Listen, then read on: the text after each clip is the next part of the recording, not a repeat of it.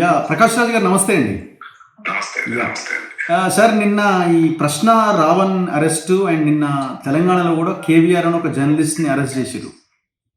So ఆంధ్రాకు సంబంధించిన పోలీసులు తెలంగాణకు వచ్చి ఇక్కడ ఒక కోర్టు ఇచ్చిన వారెంట్ని ముందు పెట్టి, మీకు కూడా గతంలో ఈ కేసు తెలిసే ఉంటుంది, మేము దాన్ని అడ్డుకున్నాం గతంలో.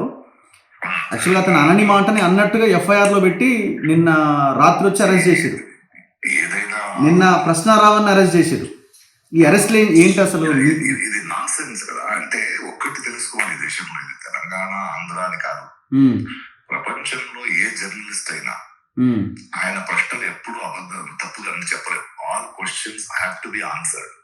సార్ మీకు విభేదాలు ఉండొచ్చు. ఒక జర్నలిస్ట్ గా ఒకటి ప్రశ్నిస్తున్నారంటే దానికి సమాధానం చెప్పడం బాధ్యత. వాడిని అరెస్ట్ చేసి గొంతు నొక్కేయడం పిరికితనం చూపిస్తుంది.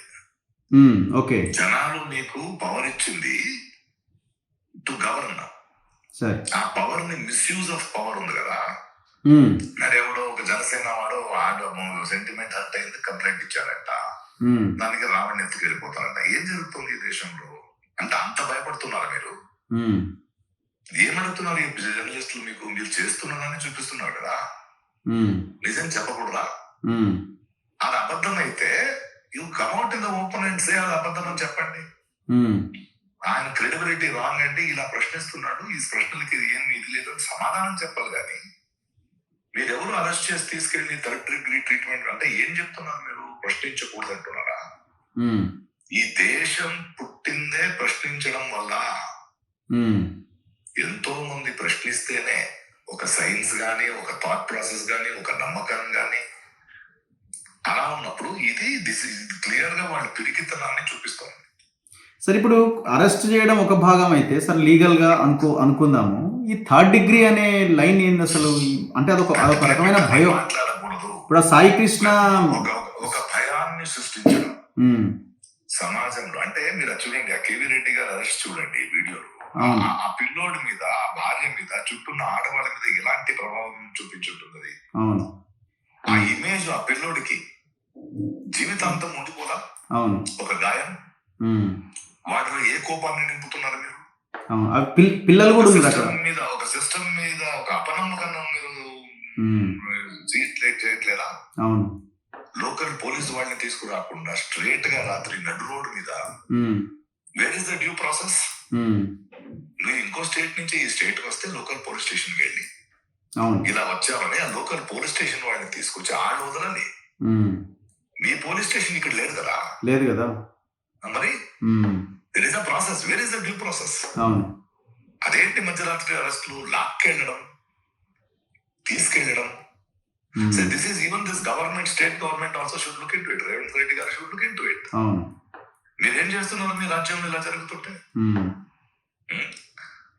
అన్యాయం కదా. అన్యాయం కదా. అన్యాయం. ఇంతకు ముందు అంటే ఇప్పుడు వీళ్ళు ఏం చెప్తారంటే సార్, ఇప్పుడు గవర్నమెంట్స్ ఏమంటాయి, ఇప్పుడు పరుష పదజాలంతో మా మీద మాట్లాడిండ్రు, వేరే పార్టీకి అనుకూలంగా వీళ్ళు వీడియోలు చేస్తున్నారు, సో కాబట్టి వీళ్ళని అరెస్ట్ చేస్తాం. ప్రజలు ఎవరు అనుకూలంగా వాళ్ళు ఉంటారండి. ప్రజాస్వామ్యమిది. వాడి ఇష్టం ఉంది. నీకు ఓటేసిన వాడికి కూడా నువ్వు బాధ్యతగా ఉండాలి, ఓటు వేయని వాడికి కూడా నువ్వు బాధ్యతగా ఉండాలి. ఏదో మొత్తానికి ఒక పర్సెంటేజ్ జనాలు మీకు కొంచెం మెజారిటీ వేసేసారనగానే మీరు మొత్తం మీ పార్టీ కాదు ఈ దేశం, ఈ రాజ్యం. ఎవరికైనా స్వాతంత్రం ఉంది. మిమ్మల్ని ఎక్కించడము, దింపడం శక్తి ప్రజాస్వామ్యంలో ప్రజలకి మాత్రమే ఉంది, మీకు కాదు. పాలిటిక్స్ చేయాల్సింది మనం. అలాంటి తప్పుడు ప్రశ్నలు అనిపిస్తే మీకు బయట వచ్చి మాట్లాడండి, నిలదీయండి, జనాలకు చెప్పండి ఈ అబద్ధం చెప్తున్నాడు, ఇక్కడ నుంచి ఈ మాట, ఈ జర్నలిస్ట్ మాట నమ్మకండి, మా దగ్గర ఆధారాలు ఇలా ఉన్నాయని చెప్పండి. ఆ చెప్పే చేత కదా మీకు. అరెస్ట్ చేసి లోపలికి వెళ్ళి థర్డ్ డిగ్రీ ట్రీట్మెంట్ లా ఇది ఏమనుకుంటున్నారు? రౌడిజం చేస్తున్నారా మీరు? దేశాన్ని నడుపుతున్నారా? This is not acceptable. So civil society should stand against this. So civil society ఏం చేయాలి? మీరు ఏం రిక్వెస్ట్ చేస్తున్నారు? Civil society should question. yes, ఏ చేతులతో కొడతారంటే? ఎవరండి శిక్షించడం అంటే ఏంటి? కొట్టడం ఏంటి? థర్డ్ డిగ్రీ ట్రీట్మెంట్లు ఏంటి? ఏంటిది? ఇప్పుడు పోలీసులే పోలీస్ స్టేషన్స్ లో కొట్టి చంపుతున్నారు అనే పరిస్థితి వచ్చిందంటే పరిస్థితి అంటే ఎక్కడుంది నమ్మకం?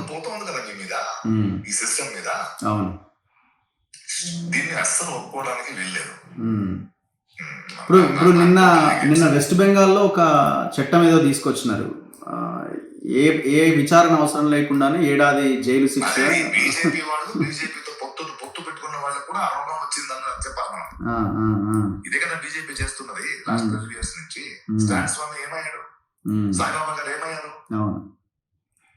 ఏం చేస్తున్నాడు ఉమ్మర్ ఖాళీతో వీళ్ళు? ఇదే కదా వీళ్ళు వాళ్ళ తెలంగాణలో ఆయన గాదే ఎన్ఏ గారిని ఆయనని కూడా వాళ్ళకి ఆ జబ్బు వచ్చింది. మీరు పొత్తు పెట్టుకున్నాగానే ఆ జబ్బు మీకు వచ్చింది.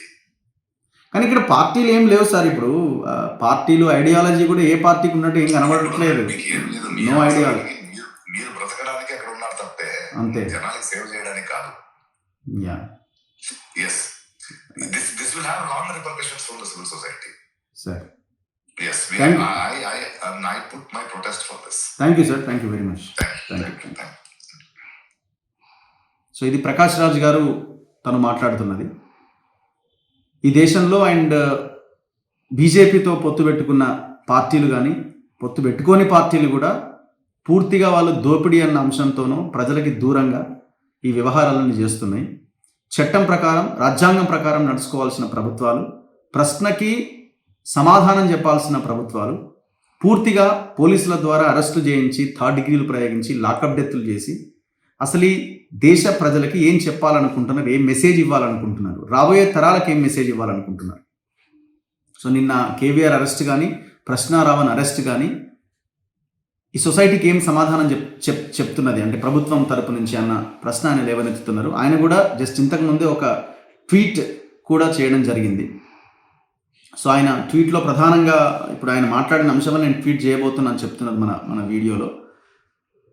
సో ప్రశ్నించడము, ప్రశ్నకు సమాధానం చెప్పడం మీ బాధ్యత. సో ఈ రకంగా చేయడం మీ పిరికితనము అని ఆయన చెప్తున్నారు.